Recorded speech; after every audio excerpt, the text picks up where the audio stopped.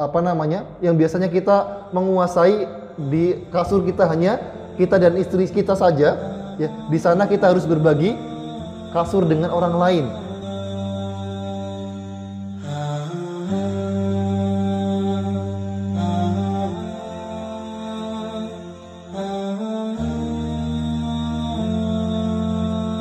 Assalamualaikum warahmatullahi wabarakatuh. Alhamdulillahirrahmanirrahim, hamdan katsiran tayyiban barakan fih kama yuhibbu rabbuna wa yarda. Asyhadu an la ilaha illallah la syarika lah wa asyhadu anna Muhammadan abduhu wa rasuluhu la nabiyya ba'dah. Allahumma shalli wa sallim wa barik ala nabiyyina Muhammad wa ala alihi wa sahbihi wa man tabi'ahum ila yaumil qiyamah. Amma ba'd, alhamdulillah Bapak-bapak, ibu-ibu yang senantiasa terhormati, kembali kita memuji syukur kepada Allah Ta'ala atas limpahan karunia yang begitu banyak yang Allah berikan kepada kita. Di antara nikmatnya, Allah Ta'ala masih berikan kepada kita kekuatan, Allah masih berikan kepada kita keistiqomahan untuk melaksanakan ketaatan-ketaatan kepadanya. Di antara ketaatan ini, Allah Ta'ala masih berikan kepada kita, Allah masih memilih kita di antara sekian banyak hambanya. Allah masih menjadikan kita menjadi hamba-hamba yang terpilih untuk melaksanakan salat subuh. Dan dalam sebuah hadis Nabi kita menyatakan bahwasanya ya, salat yang paling berat yang dilakukan oleh orang munafik adalah salat subuh dan salat isya. Maka ketika Allah Ta'ala memilih kita untuk melaksanakan salat subuh ini dengan berjamaah, maka ini semoga menjadi sebuah tanda bahwasanya Allah Ta'ala memilih kita menjadi hamba-hamba yang tidak ada kemunafikan dalam hati mereka. Salawat serta salam tidak lupa kita curahkan kepada junjungan kita Nabi Muhammad SAW, kepada keluarga beliau, sahabat-sahabat beliau, serta orang-orang yang mengikuti beliau sampai hari kiamat. Dan jamaah terhormati, kita tidak pernah melupakan perjuangan saudara kita yang ada di Palestina. Maka kita harus senantiasa melantunkan doa-doa kita untuk saudara kita yang di Palestina. Semoga Allah Ta'ala berikan kepada mereka kesabaran, Allah berikan kepada mereka kekuatan untuk menjalankan dan menjaga Masjidil Aqsa. Karena Masjidil Aqsa adalah kiblat kita yang pertama dan salah satu di antara 3 tanah suci yang perlu kita perjuangkan. Allah Ta'ala menjaga kota Mekah, kota Madinah. Maka ketika orang-orang Yahudi mereka merobek-robek dan berusaha untuk mengalihkan Masjidil Aqsa, maka kita di antara perjuangan kita adalah kita senantiasa mendoakan perjuangan saudara-saudara kita. Baik, Bapak Ibu terhormati, insyaallah kita melanjutkan pembahasan kita dari kitab Fikih Muyassar.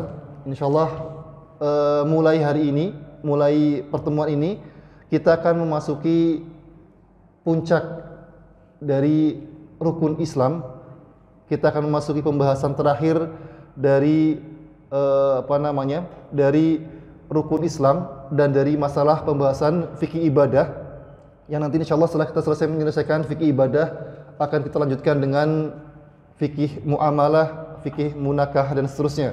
Karena sebagaimana kita sebutkan di awal bahwasanya fikih ini tidak hanya mencakup masalah ibadah saja, tapi fikih ini mencakup hampir seluruh lini dalam kehidupan kita. Maka di antara sempurnanya Islam kita adalah kita melaksanakan ibadah haji dan umrah. Maka insyaallah pada mulai pertemuan ini dan pertemuan selanjutnya kita akan menyelesaikan pembahasan fikih ibadah, yaitu fikih tentang haji dan umrah.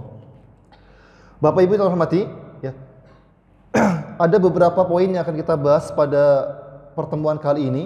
Yang pertama adalah mengenai definisi dari haji dan umrah. Maka Allah Ta'ala di antara bentuk rahmatnya Allah kepada kita, Allah Ta'ala syariatkan berbagai macam ibadah. Allah syariatkan kepada kita ibadah yang sangat banyak. Karena Allah Ta'ala mengetahui bahwasanya di antara manusia ada orang-orang yang mereka mudah dalam mengerjakan suatu ibadah. Ketika Allah perintahkan dengan satu ibadah, mereka bersegera untuk melaksanakannya. Dan ada di antara kita, ketika Allah perintahkan dengan satu ibadah, berat bagi kita untuk melaksanakannya. Ya. Maka ibadah ini kalau kita lihat dari bentuknya maka ibadah ini terbagi menjadi 3 macam. Ada ibadah fisik, ada ibadah harta atau perpaduan antara ibadah fisik dan ibadah harta. Ibadah fisik sebagaimana yang kita lihat, yang kita kerjakan dengan fisik kita, seperti kita sholat. Maka sholat ini hanya mengandalkan fisik kita. Ya, maksudnya di sini kita tidak mengeluarkan harta untuk melaksanakan sholat, kecuali kalau sholatnya di Masjidil Haram, di Masjidil Aqsa, maka kita butuh biaya. Tapi kalau sholatnya di Masjid Mutakin, maka masjid ini nggak minta kalau kita sholat bayar, enggak. Ya, jadi ibadah sholat ini adalah berupa ibadah fisik. Nah, ada ibadah yang sifatnya harta, seperti kita diperintahkan untuk melaksanakan, menunaikan zakat, menunaikan sedekah. Maka karena kita mengeluarkan sebagian harta kita, maka kemudian ini dinamakan dengan ibadah yang sifatnya harta. Ada perpaduan antara ibadah fisik dengan ibadah harta, yaitu ibadah seperti ibadah haji. Karena ketika kita melaksanakan ibadah haji, selain kita menggunakan fisik kita tawaf butuh dengan fisik, kita sa'i butuh dengan fisik, kita melempar jumroh butuh fisik, kita wukuf di Arafah butuh fisik. Namun selain menggunakan fisik ini, dalam ibadah haji juga ada ibadah harta. Karena dalam ibadah ini kita dipaksa, kita dituntut oleh Allah Ta'ala untuk mengeluarkan sebagian harta kita. Maka ibadah haji ini adalah perpaduan antara ibadah fisik dengan ibadah harta. Ya.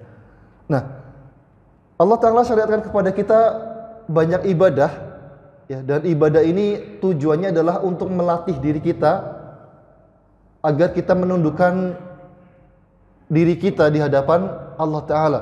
Karena tujuan dari ibadah ini adalah kita menundukkan, kita pasrahkan diri kita kepada Allah Ta'ala.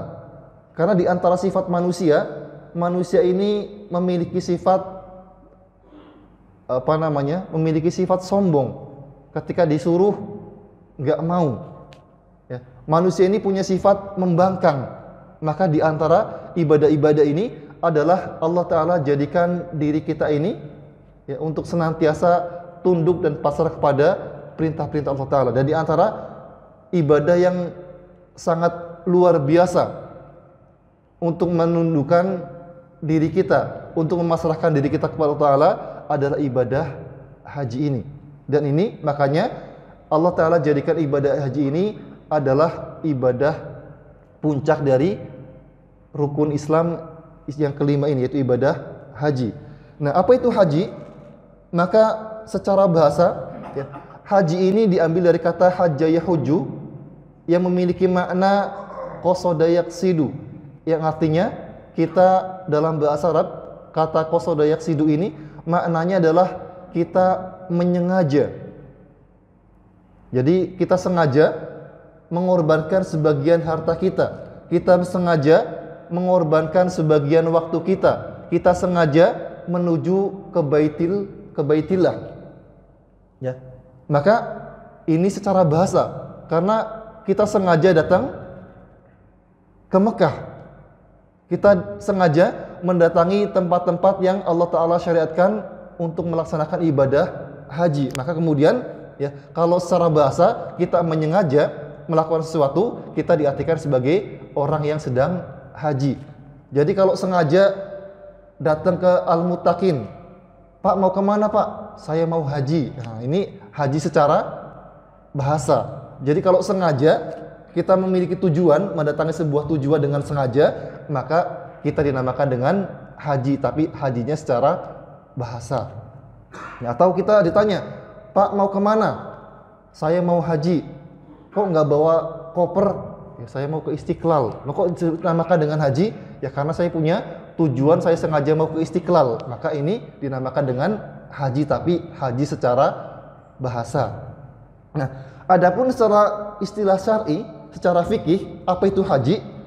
haji secara fikih maknanya adalah suatu ibadah yang dengan melakukan manasik. Ya, manasik ini ibadah-ibadah khusus. Ya. Maka suatu ibadah dengan melakukan manasik di tempat yang khusus.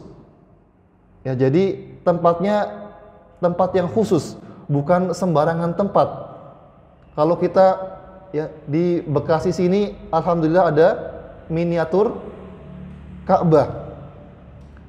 Kemarin jalan-jalan ke Janggelen, di sana juga sekarang ada miniatur Ka'bah. Tapi apakah kalau kita sekarang tawaf di sana sebanyak 7 kali, apakah ini dinamakan dengan haji? Enggak. Ya karena haji ini tempatnya harus tempat khusus yang Allah Ta'ala perintahkan, yaitu Ka'bah, kemudian Arafah, dan seterusnya. Maka tempatnya harus tempat yang khusus, bukan sembarangan tempat. Meskipun dibuatkan miniatur, maka ini tidak bisa dikerjakan. Ya.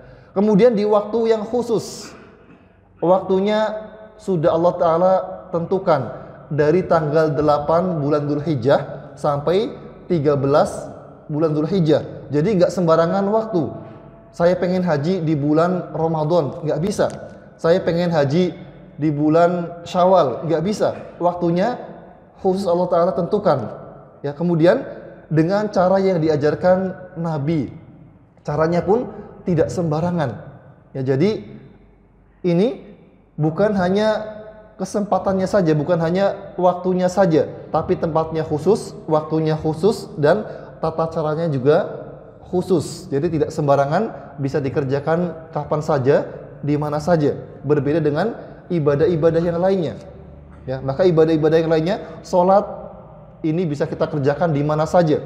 Kita nggak sempat di masjid Mutakin, bisa kita kerjakan di masjid Al-Jabar.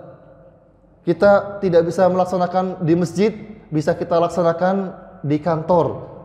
Kalau nggak bisa di kantor, di rumah bisa. Dimanapun tempatnya kita bisa melaksanakan sholat.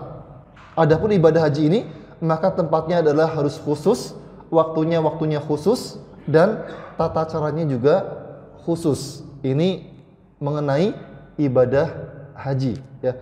Kemudian umroh, ya. Umroh ini secara bahasa, karena umroh ini ibadahnya mirip dengan ibadah haji. Ya. Cuma kalau umroh ini bisa kita kerjakan kapan saja. Waktunya boleh dikerjakan kapan saja.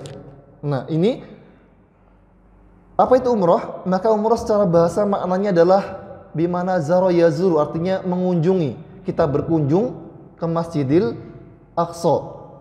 Ini makna jadi kalau kita mengunjungi orang sakit, kita mengunjungi saudara kita berkunjung ke rumah orang tua kita, maka ini dinamakan dengan orang yang sedang umroh. Jadi kalau ditanya, Pak mau kemana? Wah, saya mau umroh. Kok cuma bawa kresek saja, nggak bawa koper? Iya, saya mau umroh ke rumah sakit, ada saudara saya yang sakit di sana. Maka ini kita dinamakan dengan umroh secara bahasa, karena makna umroh secara bahasa adalah berkunjung. Jadi berkunjung apa saja ini dinamakan dengan umroh. Nah, kemudian secara istilah fikih, apa itu umroh? Umroh ini secara istilah fikih adalah maknanya adalah ibadah dengan menziarahi kota Mekah untuk melaksanakan amalan seperti ihram, tawaf, sa'i, dan diakhiri dengan memotong rambut. Ya, jadi ini mirip dengan ibadah haji. Namun ada beberapa ibadah haji yang dihilangkan dari ibadah haji ini dalam melaksanakan ibadah umroh. Nah, ya, jadi antara haji dan umroh ini memiliki kemiripan.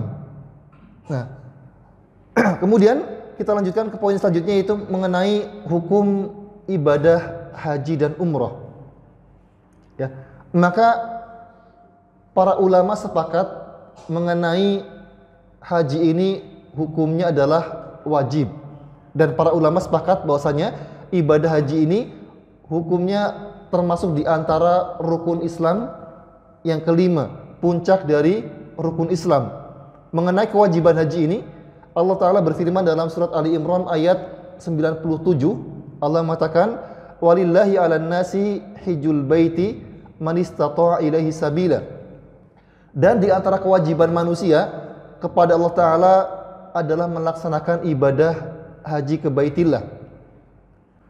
Bagi yang mampu mengadakan perjalanan ke sana, man istata'a ilaihi sabila, bagi orang-orang yang mampu melaksanakan ibadah haji ke sana. Jadi ibadah haji ini adalah ibadah yang kewajibannya hanya diwajibkan kepada orang-orang yang mereka mampu untuk melaksanakan ibadah haji. Yang artinya haji ini adalah sebuah anugerah, adalah sebuah pemberian dari Allah Ta'ala.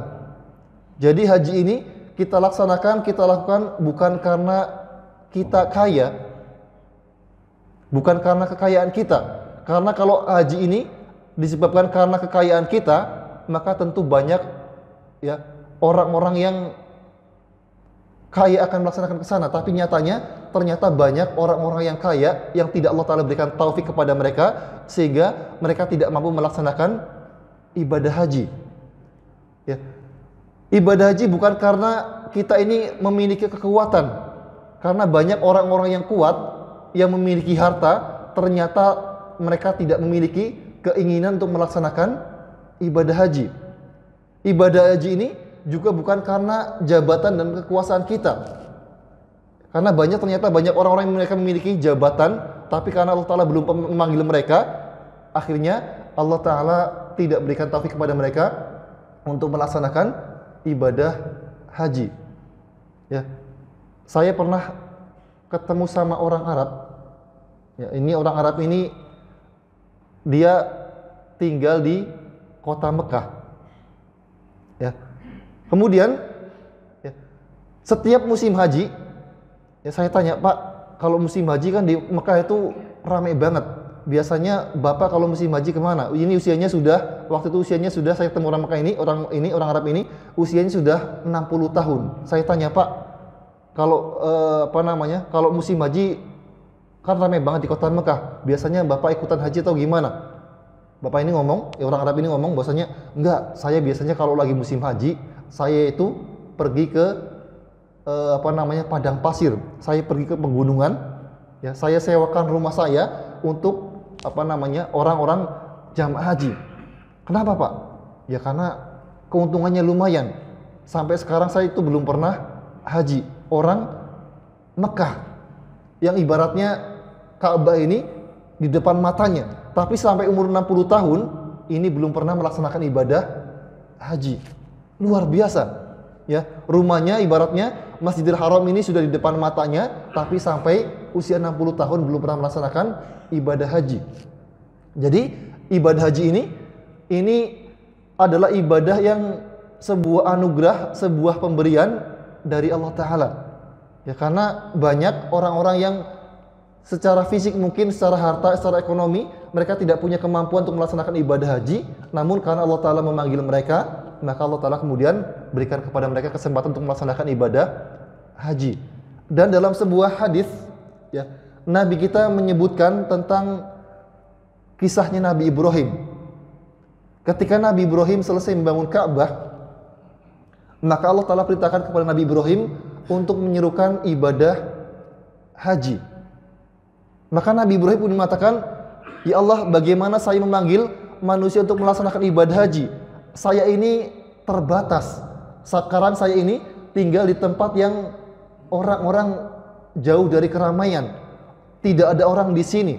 Orang di sini hanya sedikit saja. Bagaimana engkau perintahkan kepada saya untuk memanggil seluruh manusia melaksanakan ibadah haji? Sementara ya, orang yang mendengar suara saya ini hanya sedikit saja. Bagaimana engkau perintahkan kepada saya untuk menyeru kepada seluruh manusia untuk melaksanakan ibadah haji?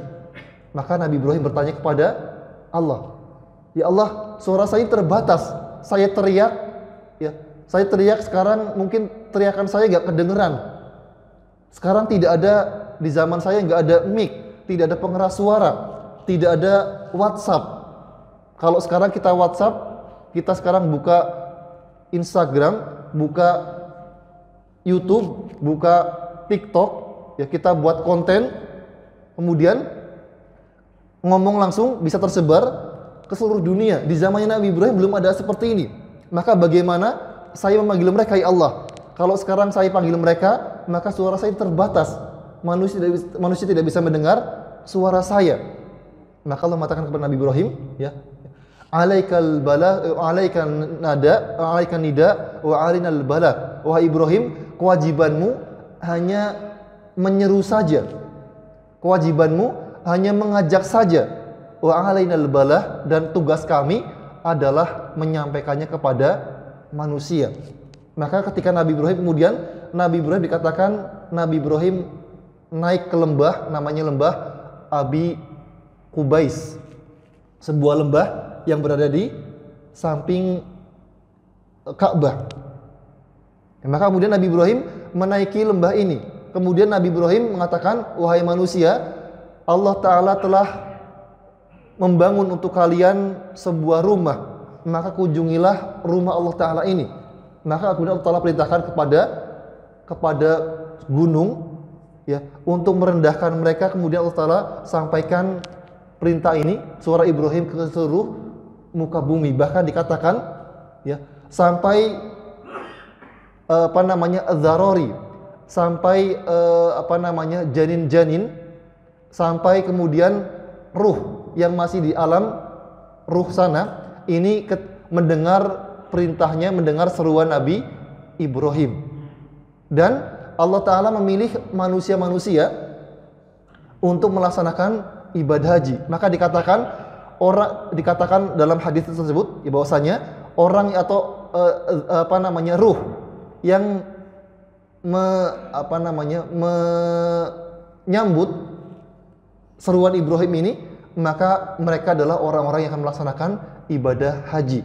Maka kalau ruhnya di alam ruh kita ini dahulu menyambut seruan Ibrahim ini sebanyak 1 kali, maka Allah Ta'ala akan memberikan kita kesempatan untuk melaksanakan ibadah haji sebanyak 1 kali dalam hidup kita. Yang menyambutnya dengan 2 kali, maka dia akan memiliki kesempatan untuk beribadah haji sebanyak 2 kali. Yang menyerunya berkali-kali, menyambutnya berkali-kali, maka mereka akan melaksanakan ibadah haji berkali-kali dalam hidup mereka. Jadi, ya, ini disebutkan dalam hadis Nabi SAW. Ya, maka ibadah haji ini adalah sebuah ibadah yang Allah Ta'ala pilih manusia-manusianya. Karena tidak semuanya manusia bisa melaksanakan ibadah haji, maka hanya orang-orang tertentu, orang-orang pilihan Allah Ta'ala yang Allah Ta'ala pilih untuk melaksanakan ibadah haji ini. Maka ibadah haji ini kita kerjakan bukan karena kekuatan kita, bukan karena banyaknya harta kita, bukan karena tingginya jabatan kita, tapi semuanya adalah karena fadlun minallah, adalah karena keutamaan dan pilihan dari Allah Ta'ala. Dan tentang kewajiban ibadah haji ini, Nabi kita SAW bersabda, Bunyal Islamu ala khamsin wa dzakara minha al-hajj.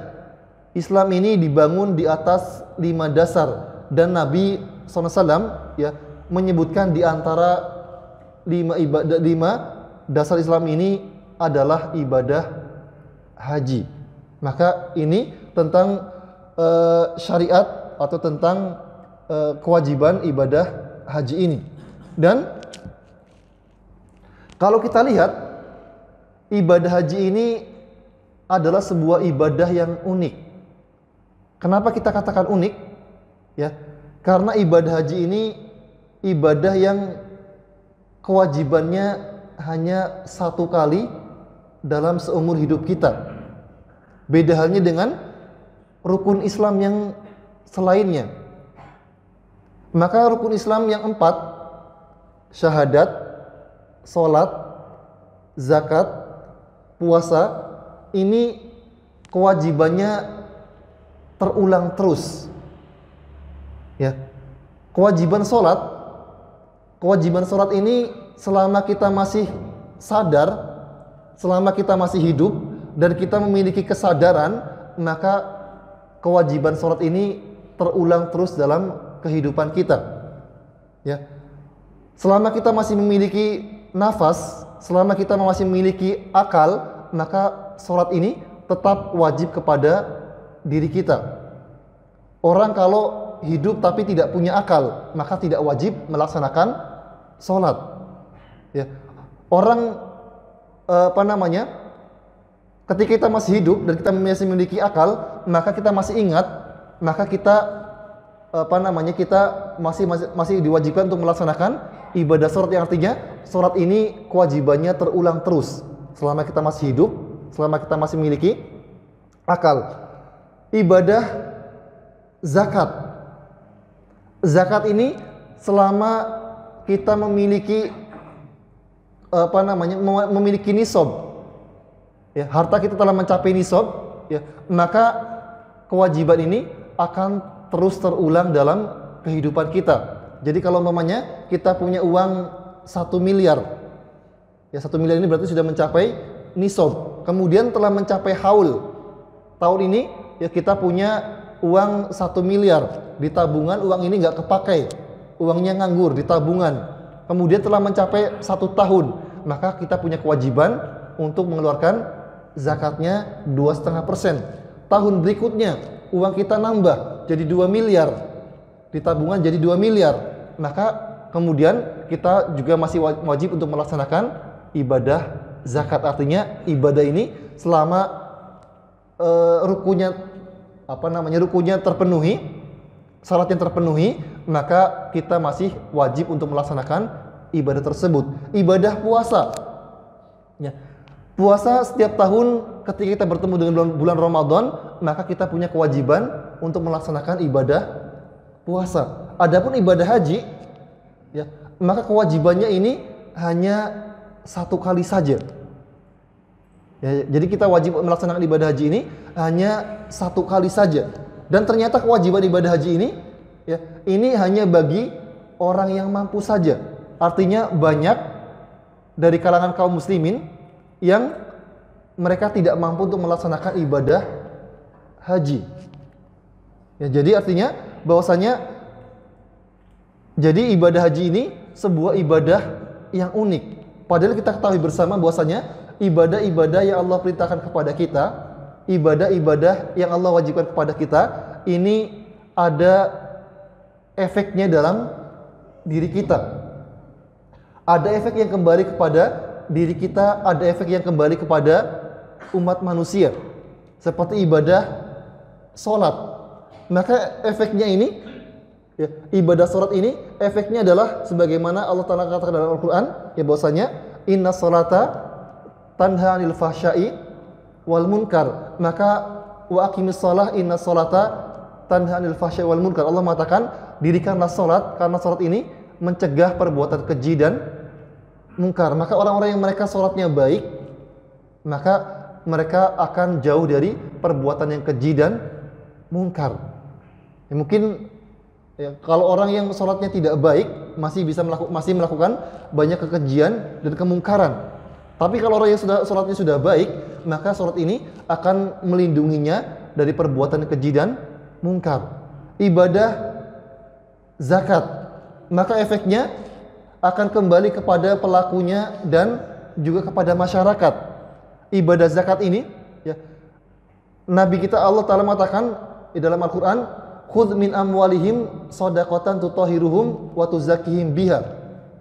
Wahai Muhammad, ambillah dari orang-orang kaya sedekah atau zakat, tutahhiruhum biha, yang mana zakat ini akan membersihkan mereka dan menyucikan mereka. Ya, kemudian efeknya untuk masyarakat, maka dengan zakat ini banyak orang-orang miskin yang terbantu dengan zakat ini. Jadi ada timbal balik yang dirasakan oleh orang yang melakukan ibadah. Kemudian puasa, kita berpuasa, kemudian karena kita berpuasa ini, puasa ini melatih diri kita untuk empati dengan saudara kita yang kita biasanya memiliki banyak makanan, yang di rumah kita banyak tersaji makanan. Kemudian dalam ibadah puasa kita diperintahkan oleh Allah Ta'ala untuk meninggalkan kenikmatan makan dan minum. Ya, makanan di rumah kita ada, tapi ketika di bulan Ramadan, ketika kita berpuasa, Allah Ta'ala larang kita untuk memakan makanan ini. Allah ingin melatih kita bagaimana rasanya menjadi orang yang tidak memiliki apa-apa, tidak memiliki makanan, tidak memiliki minuman. Sehingga kemudian tumbuh dalam diri kita ini sifat rasa kasih sayang kepada saudara kita. Kita melihat saudara kita ya yang tidak memiliki apa-apa, kemudian karena kita sudah terlatih bagaimana kita merasakan sedihnya mereka, bagaimana kita merasakan pedihnya mereka, sehingga kemudian ketika melihat orang-orang miskin timbul dalam diri kita rasa kasihan kepada mereka. Maka ini diantara ibadah asar atau efek daripada ibadah-ibadah ini. Namun ibadah haji ini, kenapa Allah Ta'ala pilih menjadi puncak dari ibadah, puncak dari rukun Islam? Ya, kalau ibadah sholat tadi terulang, ibadah zakat tadi terulang, ibadah puasa tadi terulang, maka ibadah haji ini kewajibannya hanya satu kali dan tidak semua orang bisa melaksanakannya. Kalau ibadah puasa, orang selama masih sehat dan tidak safar, dia bisa mengerjakannya. Ibadah sholat selama masih sehat, selama masih hidup, maka dia bisa mengerjakannya. Namun ibadah haji ini hanya orang-orang tertentu, kemudian kewajibannya hanya satu kali saja, tidak diulang lagi. Namun kenapa Allah Ta'ala menjadikan ibadah haji ini sebagai ibadah puncak dari rukun Islam? Maka ada sebuah rahasia yang Allah Ta'ala sembunyikan dari ibadah haji ini. Apa rahasianya?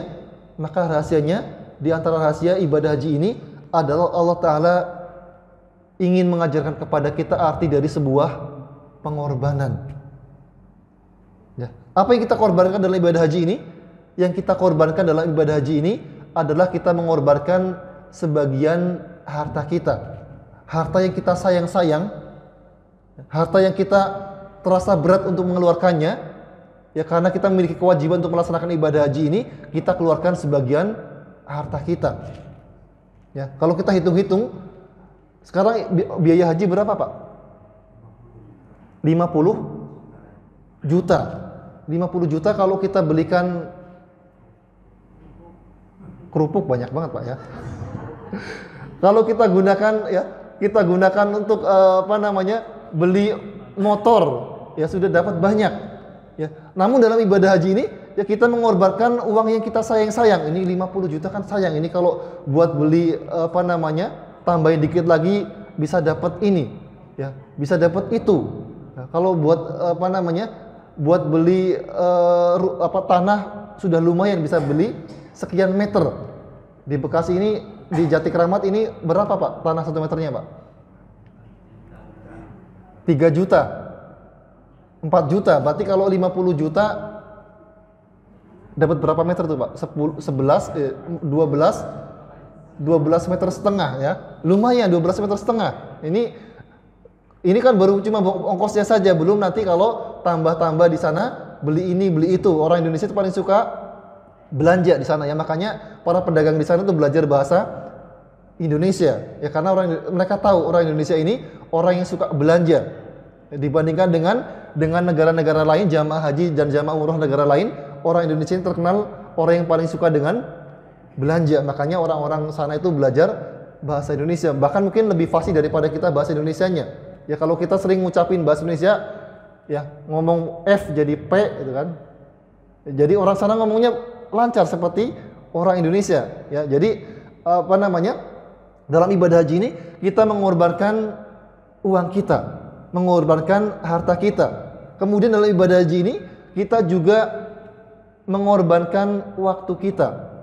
Ya, waktu ibadah kita ini, haji ini, dalam ibadah haji ini kita mengorbankan waktu kita. Kita yang biasanya berkumpul dengan keluarga kita, berat untuk meninggalkan keluarga kita, ya. Dalam ibadah haji ini kita diperintahkan untuk meninggalkan keluarga kita.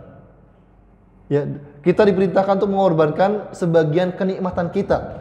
Yang biasanya kita nikmat di rumah, tidurnya ya pakai sofa, pakai spring bed, ya. Kita di rumah biasanya tidurnya pakai AC, kita di rumah biasanya tidurnya pakai nyaman, nggak ada yang gangguin, ya.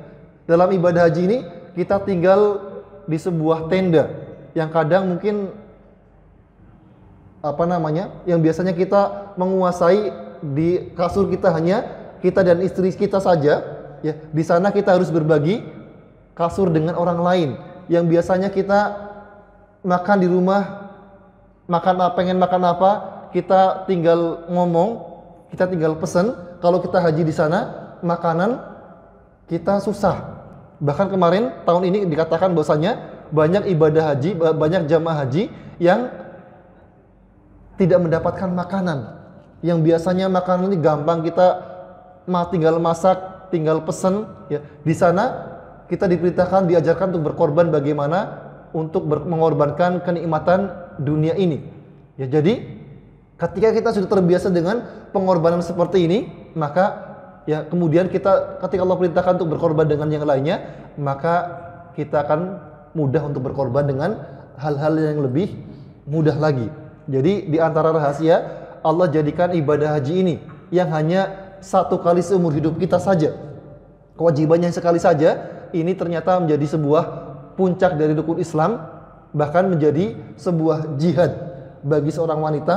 Maka di antara rahasianya adalah karena ibadah haji ini mengajarkan kepada kita tentang arti sebuah pengorbanan. Kita mengorbankan harta yang kita cintai, kita meninggalkan sebentar orang yang kita cintai, kita berpisah sebentar dengan kenikmatan-kenikmatan dunia, agar ibadah haji ini mengajarkan kepada kita tentang bagaimana arti dari sebuah pengorbanan. Ya.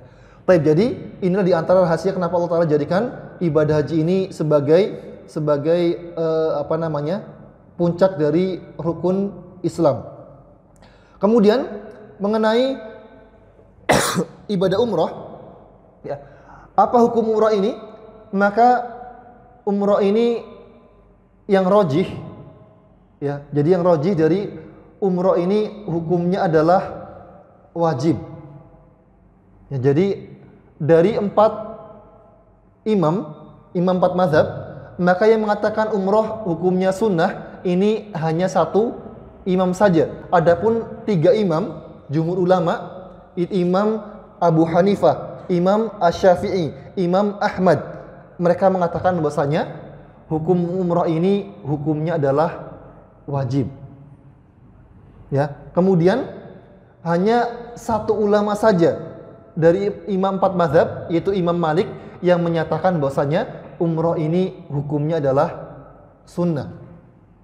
Ya, jadi, namun kewajiban umrah ini, ya, para ulama yang mengatakan bahwasanya umrah ini hukumnya wajib, mereka mengatakan kewajiban umrah ini sama seperti kewajiban ibadah haji, yaitu hanya bagi orang yang mampu saja. Ya, jadi kewajiban ibadah umrah ini sama seperti ibadah haji, hanya orang yang mampu saja. Jadi kalau tidak mampu untuk melaksanakan umrah, ya tidak wajib. Makanya, ya, sebagian para ulama mengatakan bahwasanya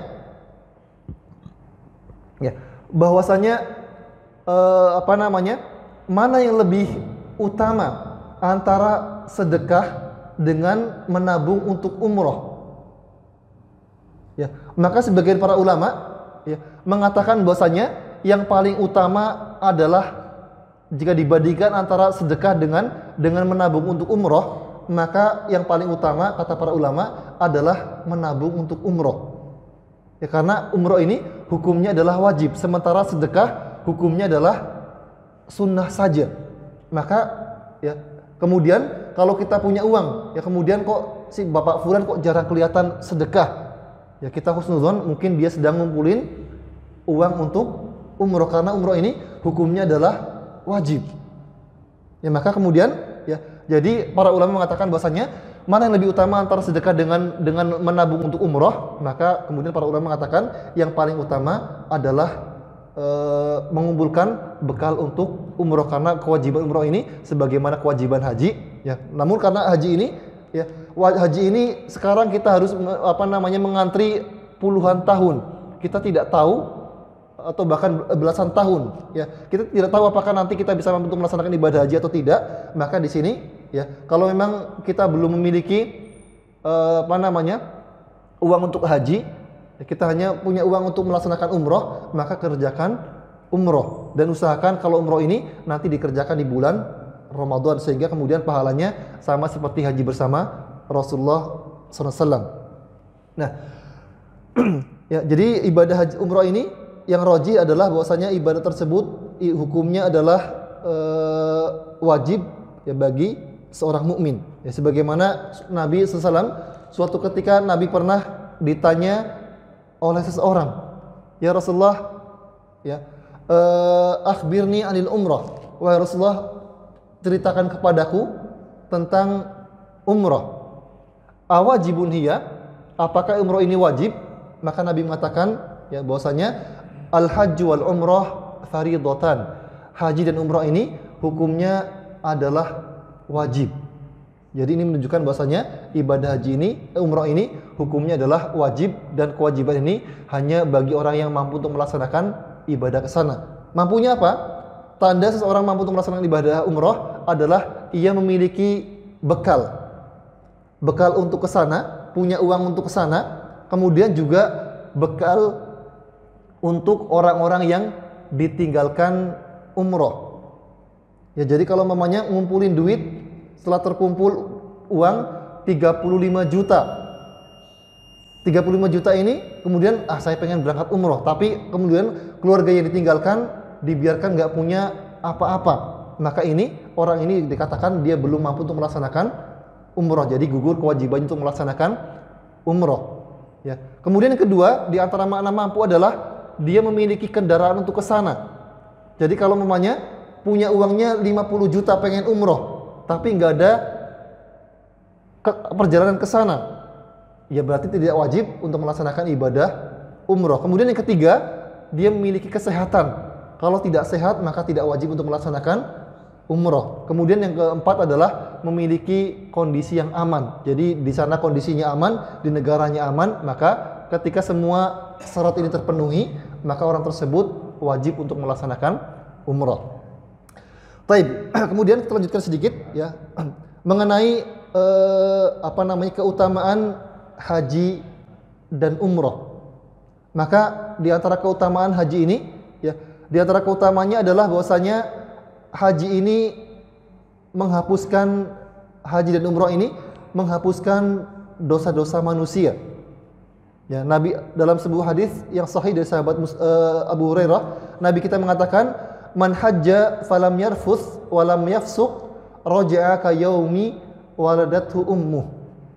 Barang siapa yang berhaji kemudian dia tidak mengucapkan kata-kata yang kotor dalam ibadah haji ini, dia tidak mengucapkan kata-kata yang kotor. Karena dalam ibadah haji ini ya, kadang kita bertemu dengan orang-orang yang karakternya berbeda dengan kita. Kita bertemu dengan orang-orang yang backgroundnya berbeda dengan kita. Ya, kita dalam kondisi haji ini kita jauh dari kebiasaan kita yang biasanya kita makan terpenuhi, yang biasanya kita tidur terpenuhi. Dalam ibadah haji ini ya, kita terpaksa mengurangi tidur kita, kita terpaksa mengurangi makan kita, yang menjadikan kita gampang tersulut emosinya. Kemudian kita ketemu sama orang yang jengkelin, kita ketemu sama orang yang bikin marah, kemudian muncul dari kita kata-kata yang kotor, maka kemudian ini menjadikan ibadah haji kita menjadi rusak. Dan Nabi mengatakan, man hajja falam yarfuth, barang siapa yang berhaji kemudian dia tidak mengumpat, dia tidak mengucapkan kata-kata yang kotor, walam yafsuq, dan tidak berbuat kefasikan, tidak berbuat dosa, tidak melanggar larangan-larangan haji, raja'a ka yaumi waladathu ummu, maka dia seperti ketika dia kembali dari haji ini, dia seperti dilahirkan kembali oleh ibunya, yang artinya dia dihapuskan dosa-dosanya. Ini jadi di antara manfaat atau keutamaan ibadah haji ini, bahwasanya ibadah haji ini yang kita kerjakan hanya beberapa hari saja, ternyata pahalanya sangat besar sekali. Allah Ta'ala akan menghapuskan dosa-dosa kita, baik dosa besar ataupun dosa kecil. Jadi haji ini menjadi seperti sebuah harapan bagi orang-orang yang mereka memiliki banyak dosa. Ketika dia berhaji, maka dosa-dosa ini menjadi sebuah harapan baru baginya, bahwasanya Allah Ta'ala menjadikan lembaran-lembaran baru bagi orang tersebut. Ya, seperti seorang yang baru dilahirkan dari orang tuanya.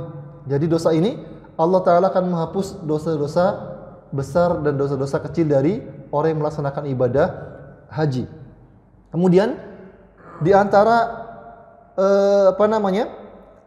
keutamaan haji ini adalah bahwasanya ibadah haji ini memasukkan seseorang ke dalam surga.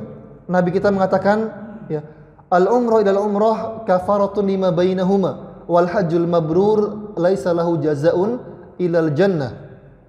Umrah satu dengan umrah yang lainnya ini kafaratun lima bainahuma, sebagai penghapus dosa, sebagai penggugur dosa antara satu umrah dengan umrah yang lainnya.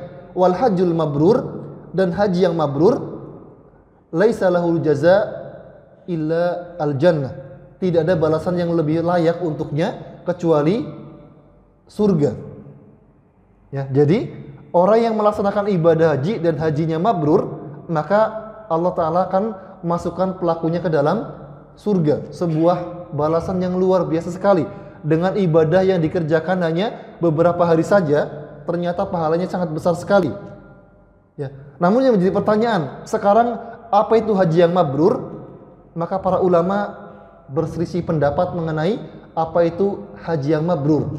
Maka di antara para ulama ada yang mengatakan bahwasanya haji yang mabrur adalah haji yang terpenuhi rukun dan syarat-syaratnya. Jadi kalau sudah syaratnya sudah terpenuhi, rukunnya terpenuhi, rukun haji apa? Nanti akan kita bahas di pertemuan akan datang insyaallah. Jadi kalau rukunnya terpenuhi, syaratnya terpenuhi, maka haji ini dianggap sebagai haji yang mabrur.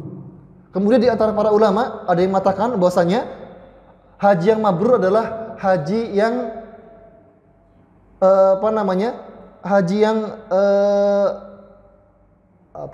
haji yang ditinggalkan larangan-larangannya. Larangan-larangan haji ya apa saja? Ya seperti tadi, seperti tidak mengucapkan kata-kata yang kotor, tidak mengumpat, tidak melakukan perbuatan yang haram di sana. Nah, kemudian ini dikatakan sebagai haji yang mabrur. Kemudian yang ketiga di antara para ulama yang mengatakan haji yang mabrur adalah dilihat dari akhlak dan adab orang yang melaksanakannya. Jika setelah kembali dari haji ini akhlaknya lebih baik dari sebelumnya, maka ini adalah tandanya orang tersebut hajinya mabrur. Tapi kalau sebelum berangkat haji dan kembali dari haji kok masih sama, ya, masih suka nyakitin orang lain, masih suka gibahin orang lain, masih suka ngomongin orang lain, masih suka